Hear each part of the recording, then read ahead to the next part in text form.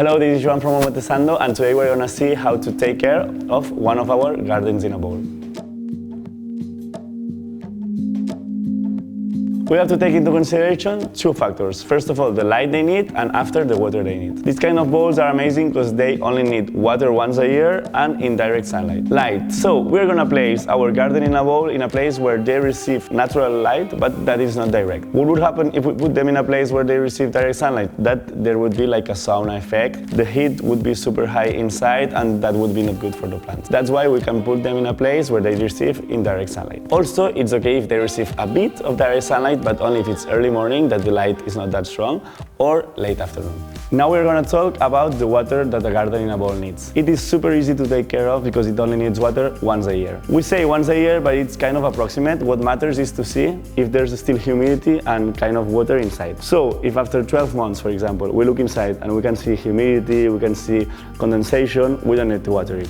But if after 7-8 months we look inside and we see that there's no condensation, there's no water, we need to water it. So to water it, we obviously have to take the cover off. And for like a garden in a bowl of this size, we should pour around half a glass of water, so around like this. So we're gonna do it. It is important that the water passes the moss and gets into the substrate because it's where the roots are, and that's the way the roots are gonna get the water. And when we finish, we obviously cover it again, and we don't have to water it until next year.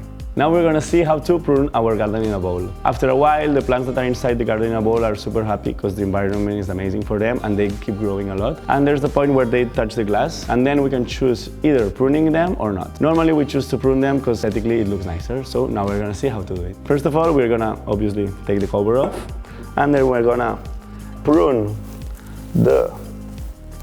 and we have to cut the branch right under where a new leaf is, like this one.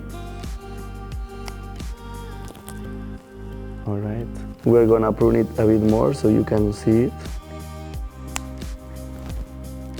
If the Fittonia had grown more, we would do the same with the Fittonia. Once we've pruned it, what we have to do is, obviously, put the cover and put our garden in a bowl where we had it. Now we're gonna see what to do when we have overcompensation in our garden in a bowl. This can happen if we water them a lot or we put them in the direct sunlight. So what we have to do is basically open the cover and leave it like this for around 2 hours and then close it again. Our gardens in a bowl need to have some condensation and some humidity, but not too much, because if they have too much, we don't see what's inside, and that's the cool thing about the gardens in a bowl. After 2 hours, we cover it again and we leave it in the same place we had it. Thank you very much for watching this video. If you've liked it, you can follow us at Omotesando Plants. We're in YouTube, TikTok, Pinterest, Instagram, everywhere. And if you want to see our products, you can go to our website, omotesandoplants.com, and you can order there too. Thank you very much.